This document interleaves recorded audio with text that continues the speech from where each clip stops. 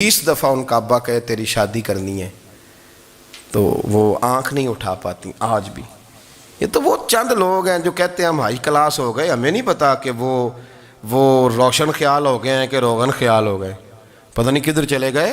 वरना हमारी बेटियां आज भी जब उनसे उनका बाप उनकी माँ बात करती है तेरी शादी की, तो वो तो शर्म के साथ पिछले से पिछले कमरे में छुपती हैं। ये अल्लाह ने फजल किया हुआ है इस मिल्लत पर। तो अरब की लड़की बड़ी हया वाली होती थी, उससे को बात करनी पड़ती थी तो 20 दफ़ा बात की जाती, फिर भी वो औरत छुपती फिरती थी। हज़रत आयशा सिद्दीक़ा रदी अल्लाह ताला अन्हा फरमाने लगी, मेरे नबी पाक सल्लल्लाहु अलैहि वसल्लम अरब की कवारी लड़कियों से भी ज़्यादा हया करने वाले। कादी एजाज मालकी ने, शेख अब्दुल हक मुहद्दिस देलवी ने, दीगर बुजुर्ग जो सीरत निगार गुजरे, उन्होंने लिखा है कि नबी पाक सल्लल्लाहु अलैहि वसल्लम के अंदर 100 मर्दों से ज़्यादा ताकत थी, 100 मर्दों से ज़्यादा ताकत। अब जो बात कहने लगा हूँ, जो नतीजा देने लगा हूँ, उस पर ख़ास तवज्जो आप फरमाएंगे। ज़रा फ़िक्री तौर पर, नज़रियाती तौर पर एक चीज़ को समझिए। हम समझते हैं कि जवान लड़का है जी, जो मर्ज़ी करे, उम्र है जी। आप ज़रा बात पर गौर कीजिएगा कि हुजूर सल्लल्लाहु अलैहि वसल्लम में ताकत 100 मर्दों से ज़्यादा है और हया कवारी लड़कियों से भी ज़्यादा है। ज़रा इस बात का तकाबुली जायज़ा कीजिएगा कि ताकत 100 मर्द से ज़्यादा है, लेकिन हया कवारी लड़की से भी ज़्यादा है। इसका माना ये हुआ कि जिस टहनी को फल ज़्यादा लग जाते हैं वो झुका करती। तो हया तो हुस्न है, हया तो आपको पाक साफ करेगा, हया तो आपको निराला करेगा, अनोखा करेगा। वो हमारे एक दानिशवर है, तुमने मजमून लिखा, कई बातें बड़ी पसंद आती हैं। वो कहते हैं कि मेरी अहलिया, उनको भी किसी ने ना मिस गाइड कर दिया था, हालांकि अच्छी खातून है, किसी ने मिस गाइड कर दिया। तो वो भी समाजी और वेलफेयर और ये ख़वातीन को शौक़ होता ना बनने का, तो वो भी समाज के अंदर अच्छा मकाम तलाश करने के मूड में आ गई। तो कहीं एक दिन जाना था तो बड़ी बन संवर के मेरे साथ वो गाड़ी में बैठ गई। तो मैं गाड़ी में, औरतों को ये भी मसला होता है ना कि हमारी तारीफ़ करो, तो कई दफ़ा बाद मर्दों बेचारों को झूठ बोलना पड़ता है, तो ज़बरदस्ती कराती है ना जी। तो उसमें गुंजाइश भी दी है शरीयत ने गुंजाइश दी है कि कभी बीवी को राज़ी करने के लिए खिलाफ वाक़या बात करनी पड़े तो कर लेनी चाहिए। तो वो कराती भी हैं। 3 मौके पर खिलाफ वाक़या बात करने की इजाज़त है। वाक़े के ख़िलाफ़ भी आप बात कर सकते हैं। जंग के मौके पर 2 लोगों को सुलह कराने के लिए और बीवी को राज़ी करने के लिए कर लें कोई ऐसी बात, बेशक अपनी तबीयत पे जबर करके कर ले, गुंजाइश है, इजाज़त है। तो वो कहते हैं जब वो गाड़ी में मेरे साथ बैठी बन सवर के, तो वो तकाज़ा करने लगी कि मैंने मतलब बड़े अच्छे कपड़े पहने हैं पर आपने तवज्जो नहीं कराई। तो सियाना बंदा था, वो चाह रहा था कि मेरी खातून समझ जाए।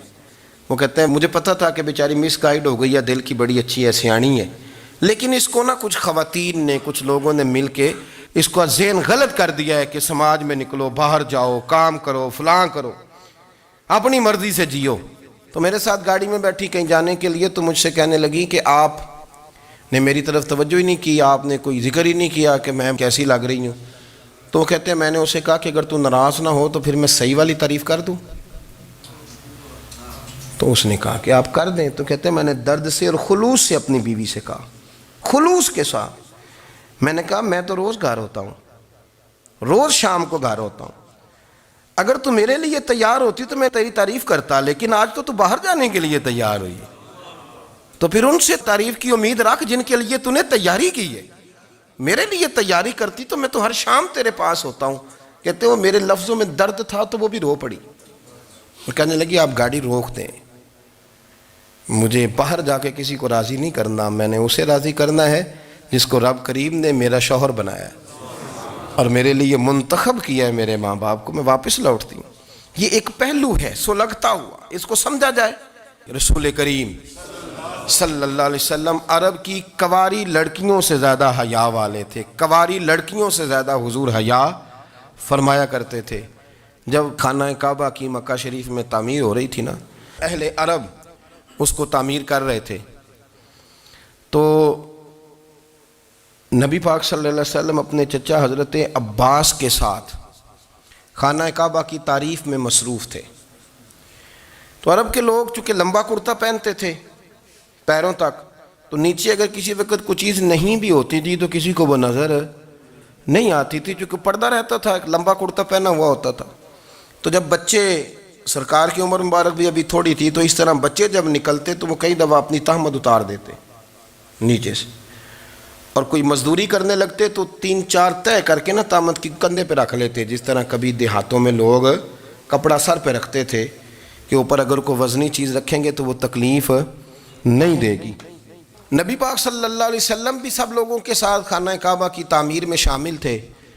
تو حضرت عباس رضی اللہ تعالیٰ عنہ نے کہا حضور سے، ابھی اعلان نبوت بھی نہیں فرمایا تھا، بھتیجے آپ بھی تہمت اتاریے، یہ صحیح مسلم میں حدیث موجود ہے، اور اس کو کندھے پہ رکھ لیجیے، آپ اینٹیں اٹھا اٹھا کے لا رہے ہیں تو ذرا آپ کو تکلیف نہیں ہوگی. تو سرکار دو عالم صلی اللہ علیہ وسلم سے یہ بات کہی، اور پھر جلدی سے حضور کی تہمت کو نکال کے نا، حالانکہ لمبا کرتا پہنا ہوا ہے، تو وہ جیسے ہی ان کے کندھے پہ رکھا اینٹیں رکھنے کے لیے، تو سرکار تو زمین پہ گر گئے، بے ہوش ہو گئے، آنکھیں آسمان کی طرف. اور پھر حضور پکار رہے ہیں، آزاری آزاری آزاری، میرا تہمت دے دو، میرا تہمت دے دو. کبھی کوئی شخص اس وجہ سے بھی بے ہوش ہوا ہے کہ میرے وجود سے کپڑا اتر گیا ہے؟ حالانکہ سرکار پر وہ بے ہوشی بھی نبی پاک کا وہ جو غلبہ ہے نا شرم و حیا کا، اس کی وجہ سے ہوئی. ورنہ تو حضور فرماتے ہیں کہ میری آنکھیں سو جاتی ہیں، دل تو میرا اس عالم میں بھی جاگتا رہتا ہے. تو سرکار زمین پہ تشریف لے آئے، آنکھیں میرا تہمت دے دو، میرا تہمت دے دو. تو جلدی سے انہوں نے تہمت دیا تو حضور نے باندھ لیا. پھر طبیعت مبارک میں تسلی ہوئی. یعنی ہم اس رسول کے غلام ہیں کہ جن کے تو وجود سے کپڑا اتر جائے تو حضور برداشت نہیں کرتے، قبول نہیں فرماتے، تکلیف شروع ہو جاتی. لیکن یہاں نوجوان ہیں اور بڑا قد کاٹ ہے اور بڑے بڑے سمجھدار لوگ ہیں، گرمی آتی ہیں تو شارٹ کپڑے پہن کے گھومتے ہیں. ان کو خیال نہیں کہ یہ وہ والا لباس ہے جو باہر تو کیا گھر میں اماں کے سامنے نہیں پہننا چاہیے، بہنوں اور بیٹیوں کے سامنے نہیں پہننا چاہیے. آپ کی گفتگو میں شرم و حیا ہو، آپ کے لب و لہجے کے اندر حسن ہو. آپ کو پتہ ہے نبی پاک صلی اللہ علیہ وسلم نے فرمایا میری امت میں سب سے زیادہ حیا کرنے والے عثمان غنی ہیں. عثمان غنی سب سے زیادہ حیا کرنے والے. آپ فرمایا کرتے تھے جب سے حضور کا چہرہ دیکھا ہے میں نے کبھی اپنی شرمگاہ بھی نہیں دیکھی، میں نے آنکھوں کا وضو نہیں توڑا، اور جب سے حضور کے دست مبارک میں نے بیعت کے لیے سیدھا ہاتھ بڑھایا تو پھر سیدھا ہاتھ میں نے کبھی گندگی کو نہیں لگایا. حیات. آپ باتھ روم کے اندر بھی غسل فرماتے تھے تو کپڑوں سمیت کرتے تھے. کسی نے کہا حضرت جی واش روم کے اندر کیوں نہیں کپڑے اتارتے؟ آپ فرمانے لگے باہر بندوں سے حیا کرتا ہوں، اندر جاتا ہوں تو رب سے حیا آنی شروع ہو جاتی، وہ تو دیکھ رہا ہے نا. تو میں جو بات آپ کی خدمت میں عرض کرنا چاہتا ہوں اس کو آپ سمجھیے گا میرے عزیز، کہ شرم والا مزاج، گفتگو بھی شرم والی، آنکھیں بھی شرم والی، لباس بھی شرم والا، دوستی یاری بھی شرم والی، بہت ساری ایسی باتیں. دیکھیں نا آپ ذرا، میں نے کہا کہ باتوں کو سن کے گزر نہ جایا کریں، اس کی گہرائی پر غور کریں. حضور علم کا سمندر ہے، سرکار سے زیادہ علم دنیا میں کسی کے پاس موجود نہیں ہے، اور صحابہ کو موقع ملا ہوا ہے اس سمندر سے فیض لینے کا. لیکن ان کی حالت یہ ہے کہ حضرت علی المرتضیٰ فرماتے ہیں 14 دن گزر جاتے، حضور سے کوئی سوال پوچھنا ہوتا تھا پر میں شرم کے مارے نہیں پوچھ پاتا تھا. 14 دن بخاری شریف میں موجود ہے. ایک دن نبی پاک صلی اللہ علیہ وسلم نے پوچھا صحابہ سے کہ وہ کون سا درخت ہے جس کے پتے نہیں گرتے، اور وہ درخت اس طرح ہے جس طرح مومن ہوتا ہے، وہ درخت میرے مومن کی طرح بتاؤ. حضرت عبداللہ ابن عمر فرماتے مجھے پتا تھا کہ وہ کھجور کا درخت ہے، لیکن چونکہ ابو بکر صدیق بھی بیٹھے ہیں، عمر فاروق بھی بیٹھے ہیں، مولا علی بھی بیٹھے ہیں، عثمان غنی بھی بیٹھے ہیں، اتنے جید لوگ بیٹھے ہیں، تو مجھے حیا آتی تھی کہ میں کیوں جواب دوں. کہتے ہیں سرکار نے کئی دفعہ پوچھا، لوگوں نے کئی اور درخت بتائے، پر فرمایا تمہارا جواب درست نہیں ہے. آپ حیا کے اس پہلو پر غور کریں کہ سوال کا جواب آتا ہے، سوال کا جواب، یعنی مجھے سوال کا جواب آتا اور پھر میں دوں نہ، مجھے بدعزمی نہ ہو جائے گی. یہ کیسے ممکن ہے کہ میری رات گزر جائے، مجھے پتا بھی تھا اور میں نے بتایا نہیں.